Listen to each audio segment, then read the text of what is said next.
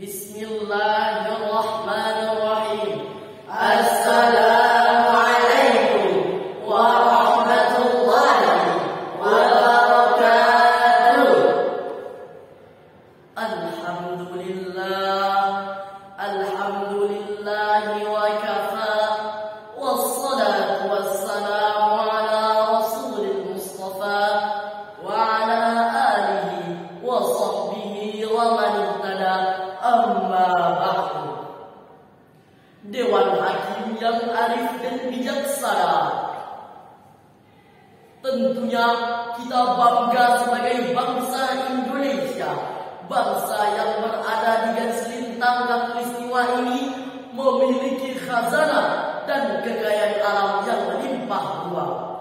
Indonesia merupakan negara yang kaya akan berbagai macam etnis, suku, ras, budaya, adat istiadat, dan agama. Bangsa kita memiliki berbagai macam etnis bangsa yang mendiami di seluruh penjuru tanah air. Setiap etnis mempunyai budaya, adat istiadat, bahasa, kepercayaan, makanan, pakaian, dan tata cara hidup yang berbeda-beda. Keberagaman tersebut merupakan identitas bangsa Indonesia. Semboyan Bhinneka Tunggal Ika merupakan wujud dari bangsa Indonesia yang identik dengan keberagaman.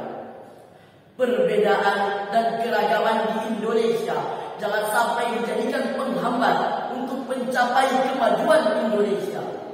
Kekayaan keragaman justru dimanfaatkan untuk mewujudkan Indonesia sebagai negara yang dapat memperkenalkan kekayaan keragaman ke dunia hingga mancanegara. Keragaman masyarakat Indonesia, rasa toleransi, menghargai dan menghormati membuat bangsa dan rakyat Indonesia sering dikagumi dan dipuji oleh negara-negara sekitar hingga benua Eropa. Namun keragaman tersebut sering menimbulkan diskriminasi yang berujung pada konflik dan kekerasan. Masyarakat Indonesia kurang dapat mengakui dan menerima keberagaman tersebut. Dalam beberapa tahun terakhir, begitu banyak kasus-kasus seperti tawuran hingga pembunuhan yang disebabkan perbedaannya suku, ras, budaya, agama, dan antar golongan yang berbeda. Pemicu konflik tersebut biasanya disebabkan diskriminasi, kurangnya rasa toleransi, menghargai dan menghormati. Maka atas dasar inilah terbuka hati kami bertiga untuk menyampaikan sebuah syahadat yang berjudul Keberagaman sebagai Kekuatan Berbangsa dan Bernegara. Dengan landasan firman Allah Subhanahu wa taala dalam Al-Qur'an surah Al-Hujurat ayat 13 yang berbunyi,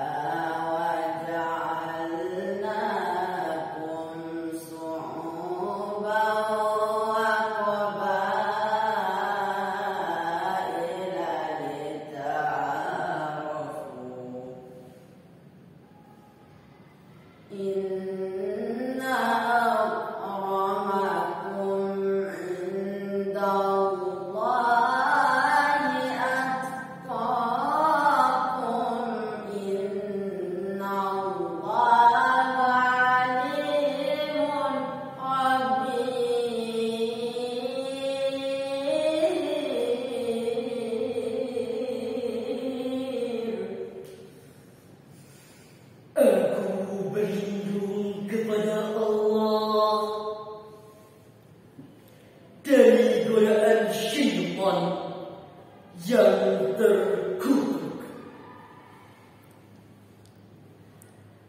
dengan menyebut nama Allah yang Maha Pengasih lagi Maha Penyayang. Wahai manusia, sungguh kami telah menciptakanmu dari seorang laki-laki dan seorang perempuan. Lalu kami jadikan kamu berbangsa-bangsa dan bersuku-suku agar kamu saling mengenal. Sungguh yang paling mulia di sisi Allah di antara kamu ialah orang yang paling bertakwa. Sungguh Allah Maha mengetahui, Maha teliti. Hadirin calon penghuni surga, Imam Asy'ari dalam kitab Asbabun Nuzul yang diterjemahkan oleh Andi Muhammad Syarif dan Yasir Maqasid halaman 499 menerangkan setidaknya ada dua riwayat yang menerangkan sebab-sebab turunnya ayat tersebut. Riwayat pertama dari Ibnu Abi Hatim dan Ibnu Abi Malika, ia mengatakan, tak kala hari pembebasan kota Mekah, Bilal naik ke atas Ka'bah dan mengumandangkan azan. Sebagian orang berkata, bukankah itu hamba sahaya yang berkulit hitam yang azan di atas Ka'bah? Sebagian lagi berkata, apabila Allah marah, maka Allah akan menggantinya dengan yang lainnya. Hadirin calon penghuni surga, yang ditafsirkan dalam kitab Al-Mukhtasar Markaz Isrian di bawah pengawasan Syekh Dr. Salih bin Abdullah bin Humaid, Imam Masjidil Haram. Wahai manusia, sesungguhnya aku menciptakan kalian dari satu laki-laki, yaitu bapa kalian Adam, dan satu wanita, yaitu ibu kalian Hawa. Jadi nasab kalian itu satu, tidak ada pengutamaan di antara kalian dengan sebagian yang lain. Dan kemudian kami jadikan kalian bersuku-suku yang banyak dan berbangsa-bangsa yang menyebar, agar sebagian kalian mengenal sebagian yang lain. Bukan untuk saling merasa lebih tinggi, karena kedudukan yang tinggi hanya bisa didapatkan dengan ketakwaan. Sesungguhnya orang yang paling mulia di antara kalian di sisi Allah adalah orang yang paling bertakwa di antara kalian. Sungguhnya Allah Maha mengetahui kalian, Maha mengenal kelebihan dan kekurangan kalian. Tidak ada suatu pun hal yang luput darinya. Sudah tergambar jelas bagaimana Islam sangat menghargai perbedaan tersebut dan tidak bisa diubah-ubah, disama-samakan, apalagi diupayakan untuk menjadikan sebagai sesama. Upaya pemaksaan untuk menyeragamkan umat manusia, maka usaha tersebut akan menghasilkan sia-sia, akan menghasilkan kegagalan demi kegagalan. Sebagaimana yang telah dicatat dalam sejarah umat manusia. Lalu bagaimana umat Islam untuk menguatkan dan mengokohkan dalam satu persatuan? Marilah kita merenungkan firman Allah Subhanahu wa taala dalam Al-Qur'an surah Al-Imran ayat 103 yang akan dibacakan oleh murid kami. Wa taslimu bi'adlillahi jami'an wa la tafarraqu wadhkuru ni'matallahi 'alaikum idh kuntum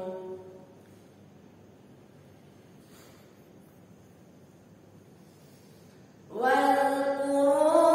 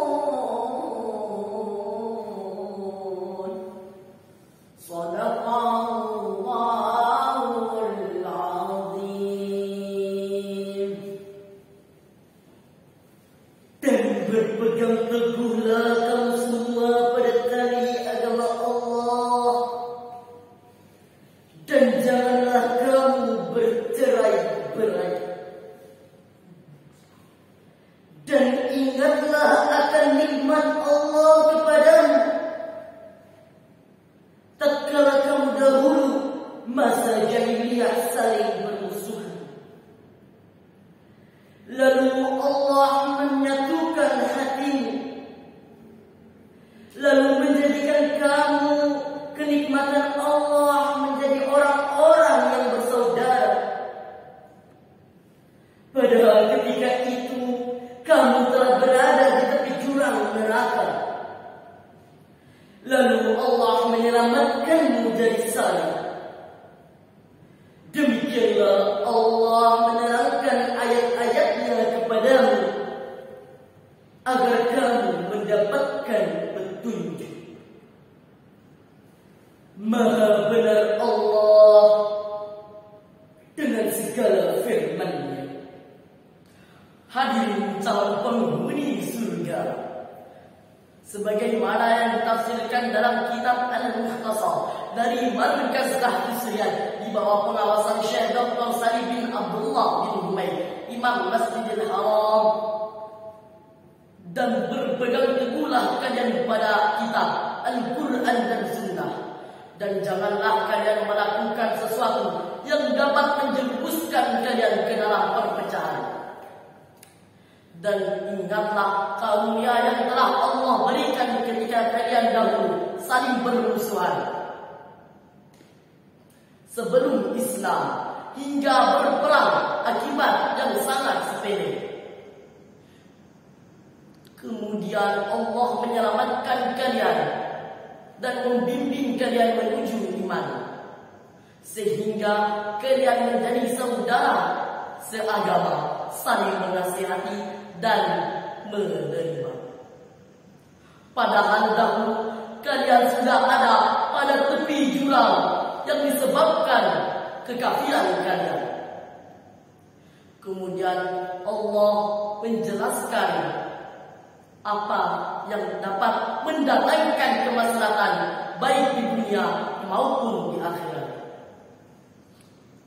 agar kalian mendapatkan jalan yang benar dan mendapatkan jalan yang lurus. Hadirin calon penghuni surga, dari uraian yang kami sampaikan tadi, ada beberapa yang bisa kita ambil kesimpulannya. Yang pertama, keragaman agama, suku, bahasa, bangsa, serta warna kulit merupakan sunnatullah dalam penciptaannya. Tidak boleh menjadikan dia sebagai bahan untuk berbangga diri dan menghina yang lain. Yang kedua, keberagaman harus kita jadikan berbangsa sebagai kekuatan bernegara. Yang ketiga, kekuatan keberagaman di Indonesia harus disikapkan dengan sikap rasa toleransi dan menghargai. Demikianlah syarah yang bisa kami sampaikan. Mohon maaf apabila ada kesalahan. Jalan-jalan ke kota Mekah, ingin sembahyang berlama-lama. Semoga syarah ini membawa berkah, membawa rahmat bagi kita bersama. Wallahu muwaffiq ila aqwamit thariq. Wassalam.